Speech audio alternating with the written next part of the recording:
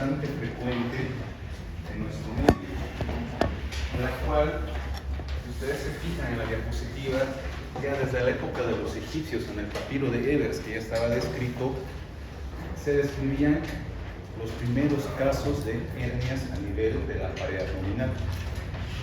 Todo ese dato es bien importante.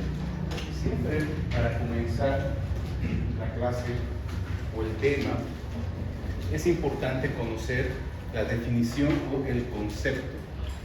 Ustedes van a ver en los libros o en los artículos que vayan a revisar que existen muchas definiciones sobre pared abdominal o sobre hernias en la pared abdominal.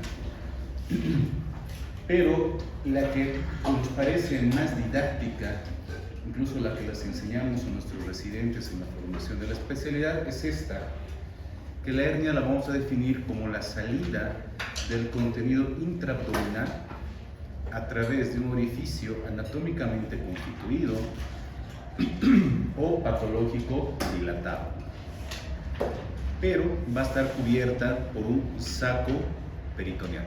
Esa es la diferencia en relación cuando hablamos de evisceración. En la evisceración es la salida del contenido intraabdominal, pero que no está cubierta por un saco peritoneal.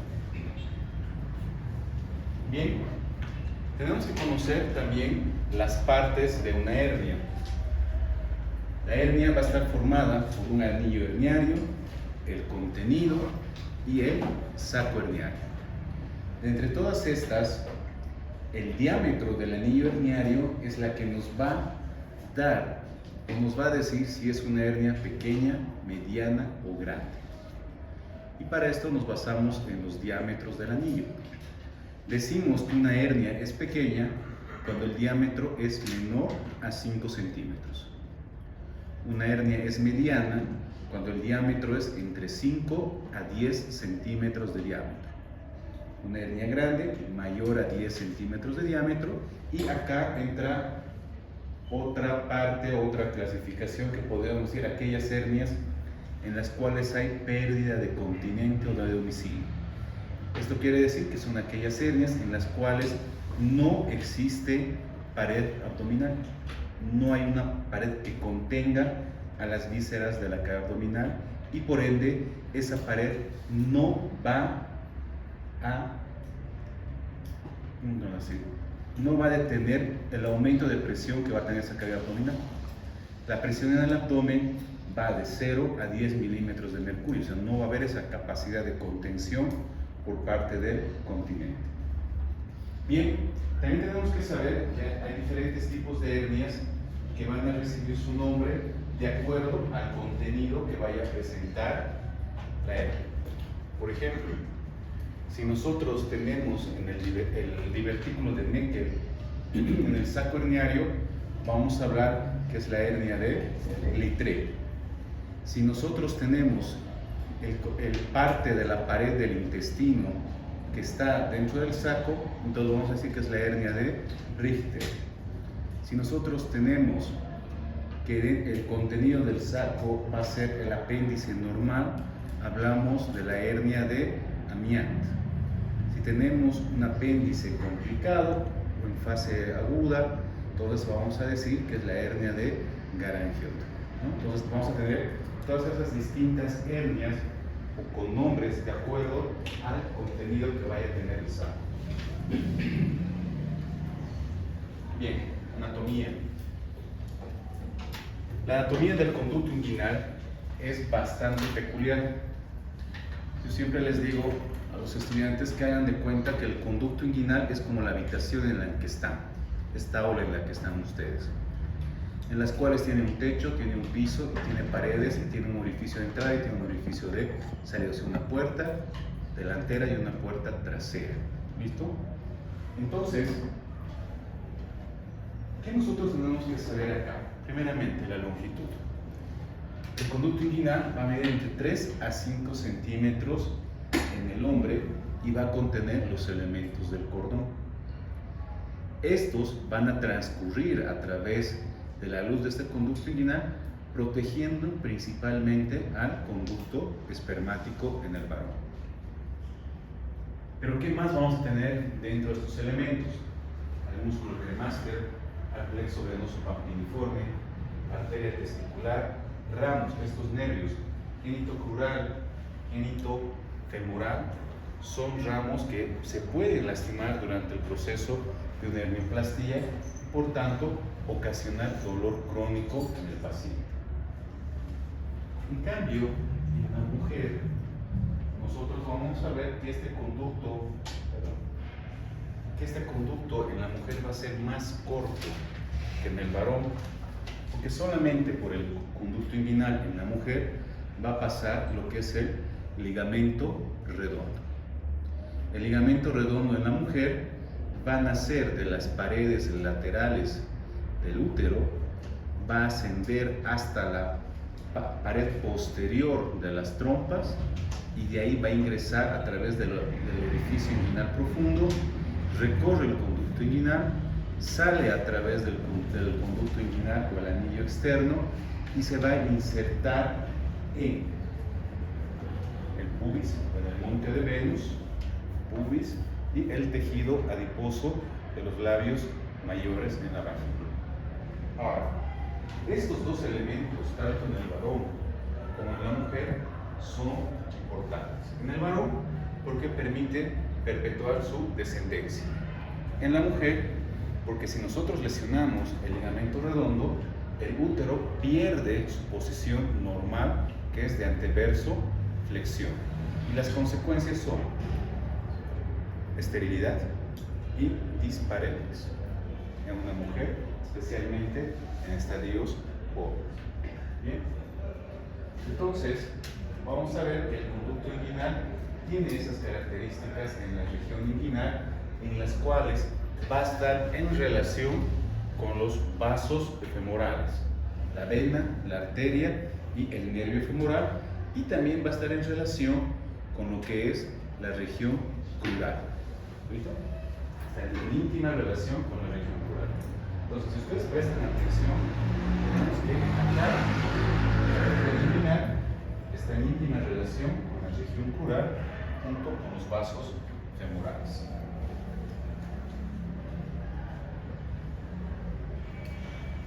Ahí tenemos la recurrencia o el recorrido de lo que hace el ligamento redondo desde la inserción en el útero hasta salir del canal inguinal y dirigirse a sus tres puntos de inserción que habíamos dicho: el pubis, monte de Venus y el tejido adiposo a nivel de los labios mayores en la vagina. ¿Sí? ¿Cómo va a estar formado el conducto inguinal? El conducto inguinal en su pared anterior va a estar formada por la piel, el tejido celular subcutáneo, las fascias de Campe, Scarpa y la fascia de Gallaudet y la saponeurosis de los músculos oblicuo mayor, oblicuo menor, ¿listo? Y también podemos decir que parte de las fibras del transverso van a estar formando la pared anterior del conducto inguinal.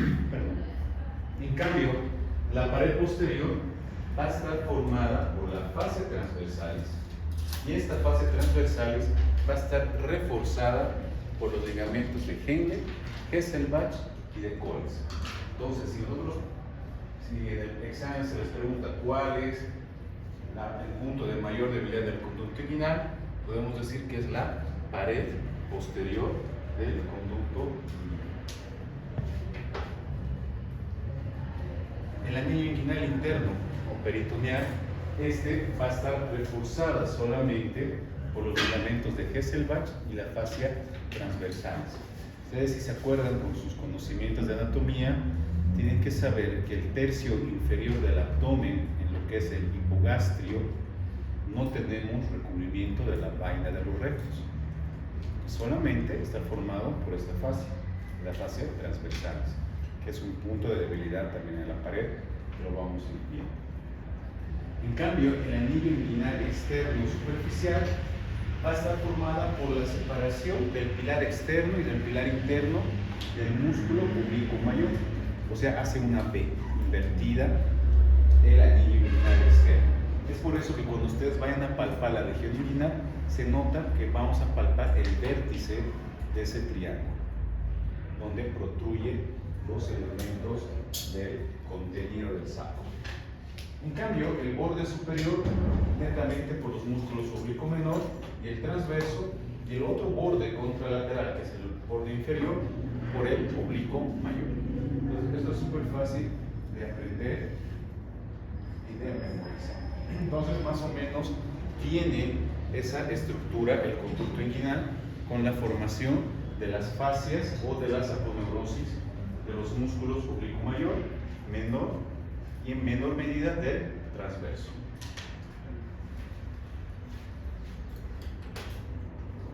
Clasificación de las hernias inguinales. Las hernias inguinales se van a clasificar en directas, indirectas y mixtas. Las hernias inguinales indirectas o inguinoescrotales son mucho más frecuentes en el varón.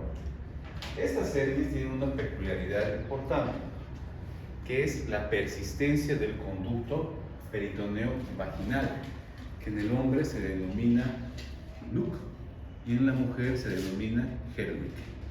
Entonces, la persistencia de estos dos elementos hace que haya mayor predisposición a que el varón tenga una hernia inguinal.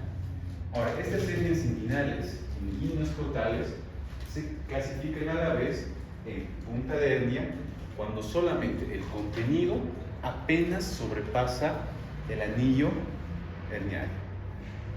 Inguinointersticiales, cuando estas hernias, el contenido llega hasta las fascias escrotales. Luego ya las demás, inguinofuniculares, cuando están en compromiso con los vasos femorales, y las testiculares, cuando ya el contenido de la hernia está dentro del saco herniario. Bien, entonces tenemos ese tipo de hernias en el varón, las hernias inguinoescrotales o hernias indirectas. Ahora, veamos las directas.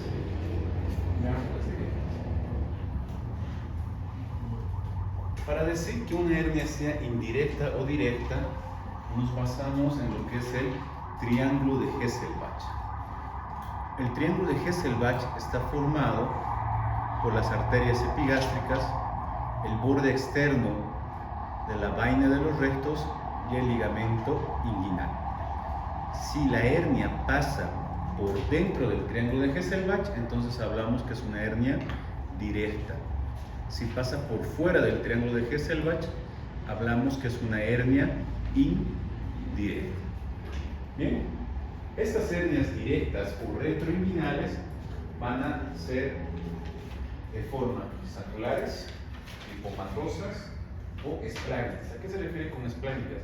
Cuando hay contenido de vasos sanguíneos dentro del saco herniario. Estas también son mucho más frecuentes en las mujeres. Las directas, frecuentes en la mujer, junto con la crural. La única hernia que aparece en el varón es la indirecta a nivel inguinal. Bien, entonces este es el famoso triángulo de Hesselbach, la vaina externa de los rectos, el ligamento inguinal y los vasos epigástricos. Si la hernia pasa por dentro, es una hernia directa. Si pasa por fuera, es una hernia indirecta. Luego tenemos las hernias mixtas o en pantalón. Esta es la unión de una hernia directa más una hernia indirecta y que normalmente debutan con encarcelación. Entonces, aquí hablamos de dos conceptos. Cuando decimos que una hernia es encarcelada, cuando decimos que una hernia es estrangulada. Hablamos de encarcelamiento cuando esa hernia, el contenido, no está comprometida la circulación.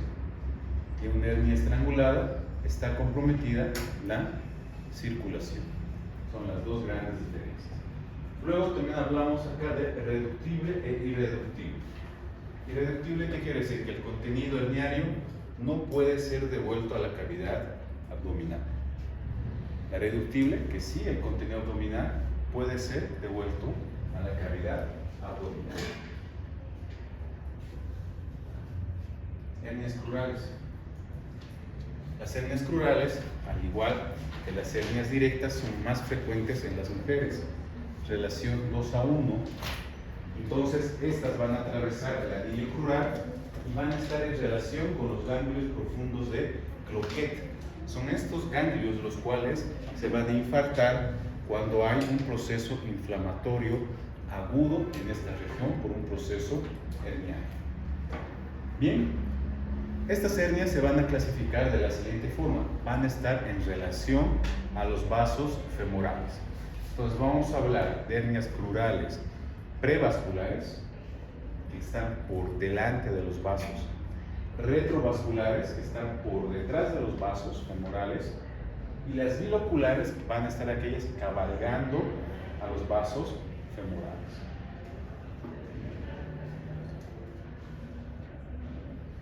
Entonces tenemos esa disposición.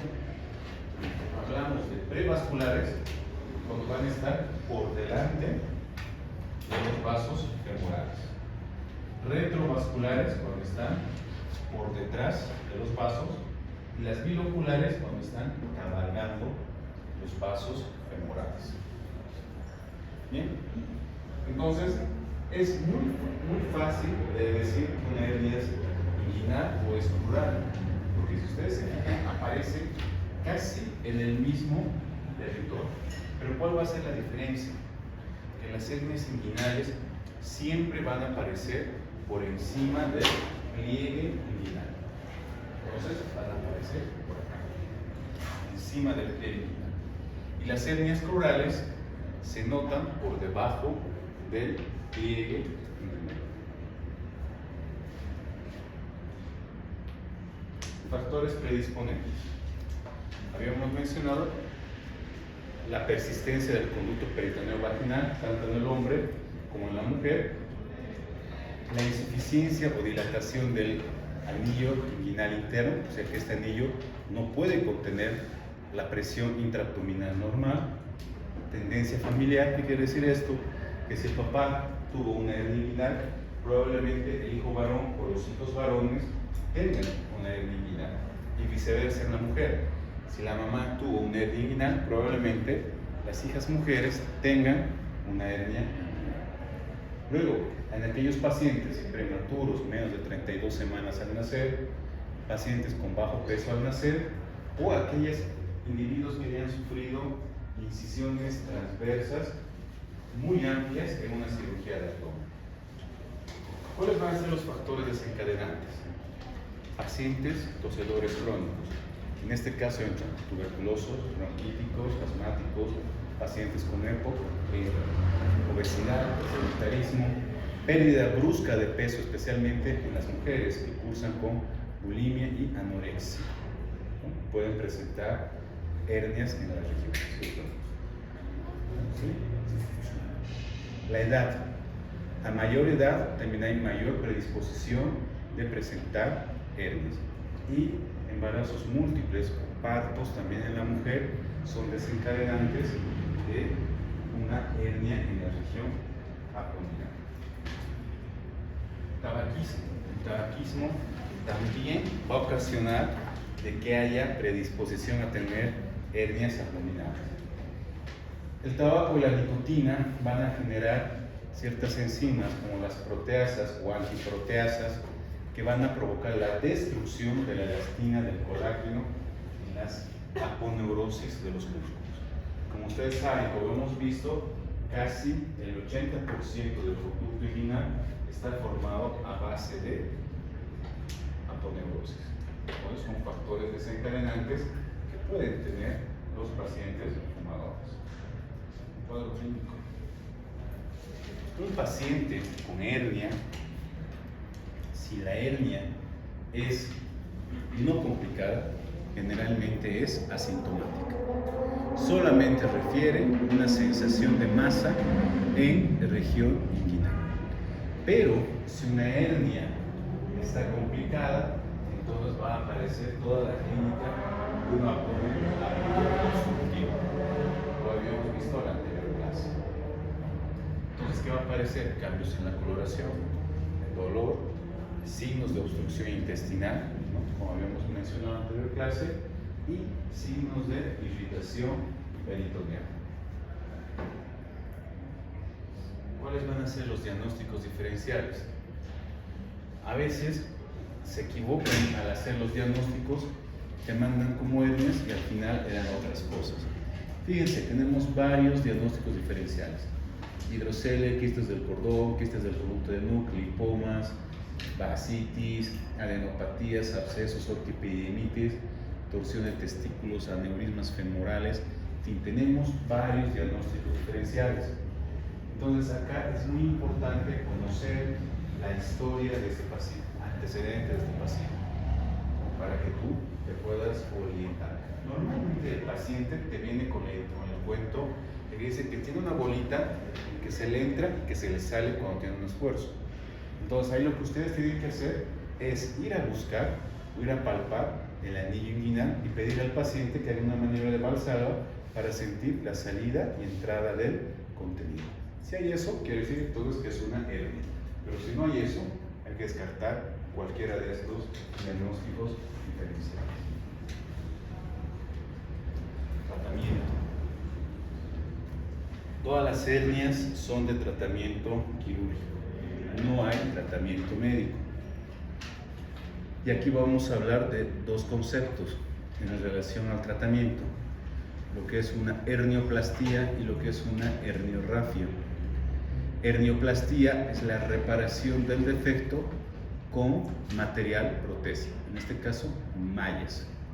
¿Cuántos tipos de mallas tenemos? Tenemos varios tipos de mallas. Las mallas de polipropileno, que son las más comunes. Tenemos las mallas de poligalactina, que son las mallas de Vicryl. Luego tenemos las mallas PTF o las politetrafluoroetileno. Y luego tenemos las mallas biológicas.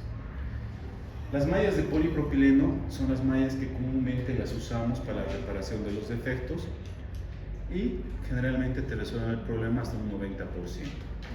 Las mallas de Vicryl o las mallas de poligalactina generalmente las usamos cuando tenemos rechazo al material del polipropileno. Estas mallas tienen una absorción rápida, casi de 90 días, en los cuales puede haber recidiva hernial. ¿Listo? Las mallas de PTF o las politetrafluoroetileno las usan generalmente para cirugía laparoscópica porque estas pueden estar en contacto con las vísceras y no producir adherencias o fistulización del intestino. Y las mallas biológicas, cuando el paciente tiene rechazo a todas estas mallas o cuando hablamos de grandes procesos infecciosos a nivel del abdomen, te pueden servir ese tipo de mallas. Bien.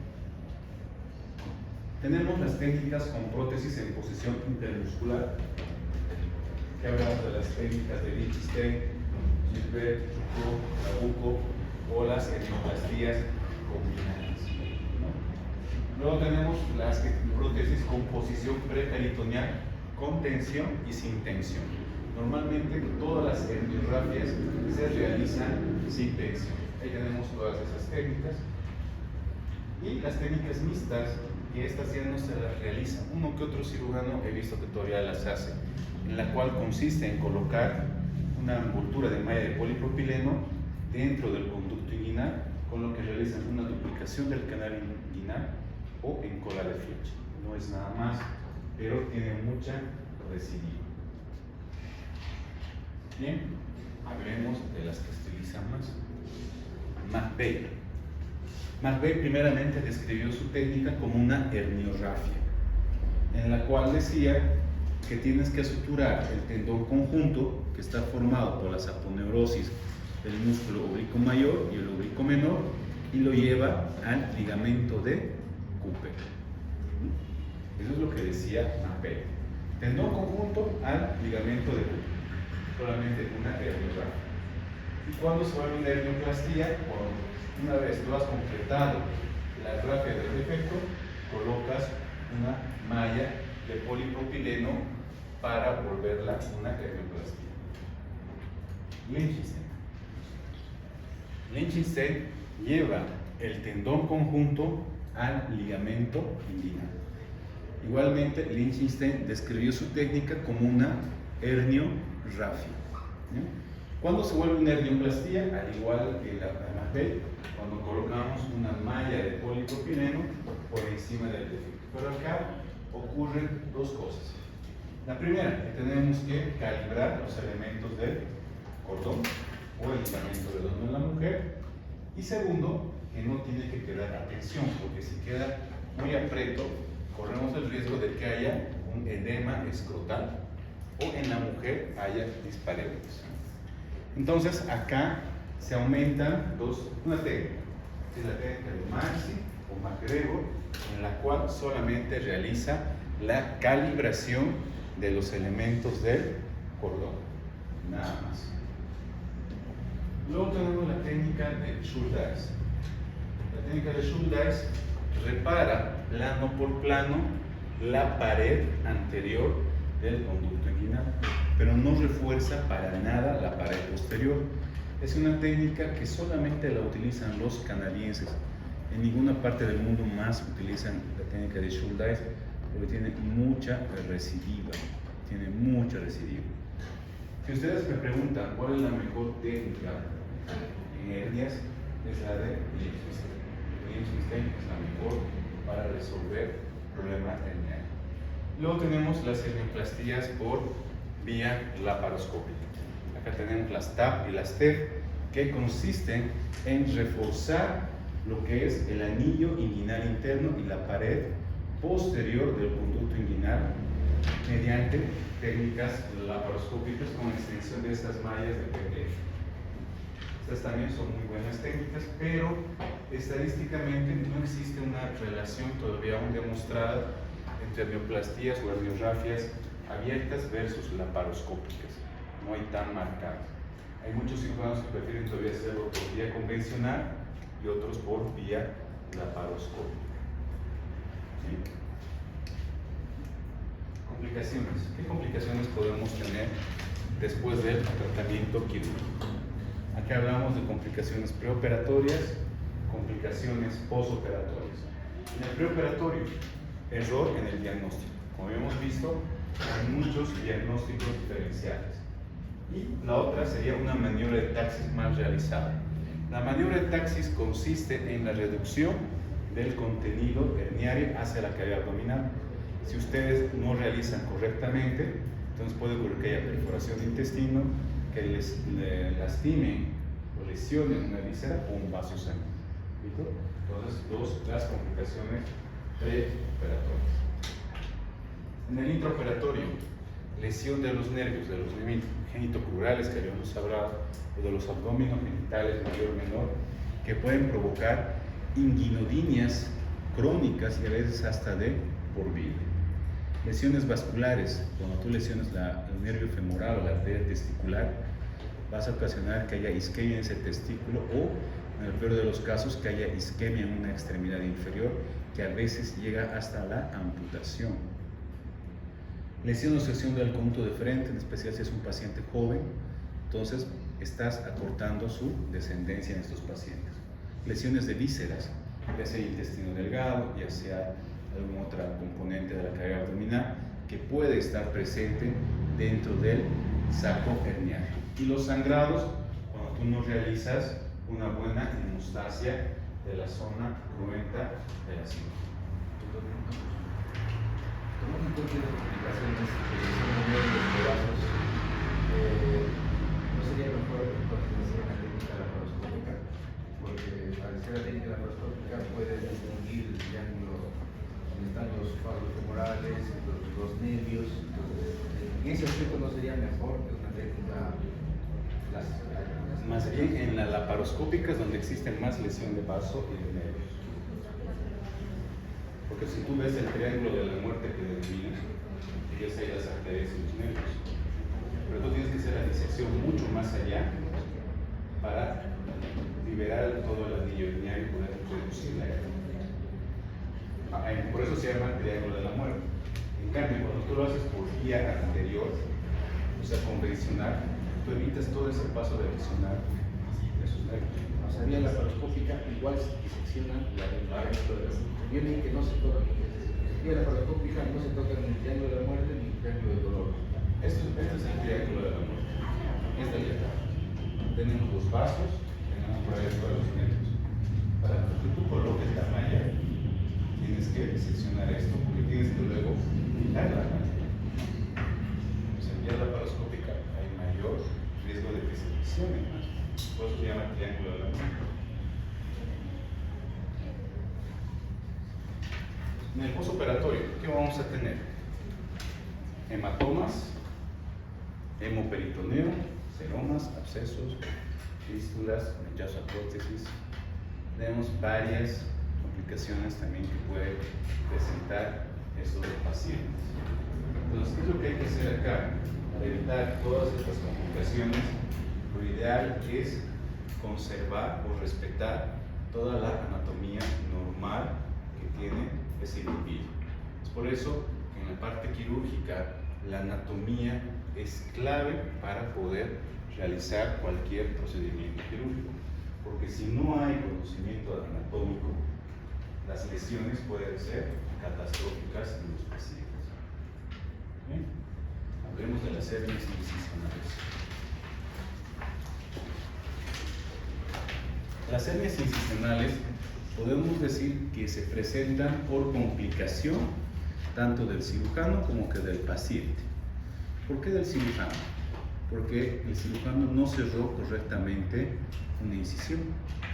Por eso les vuelvo a decir, la anatomía es clave acá. Si tú abres, qué sé yo, un músculo, tienes que cerrar ese músculo. Tiene que estar contenido. Si no pasa en eso. Fíjense lo que dice la diapositiva. Cerca del 10% de las hernioplastías en Estados Unidos se deben a este tipo de hernias incisionales, que aparecen después de los 4 meses de que se ha realizado un procedimiento quirúrgico.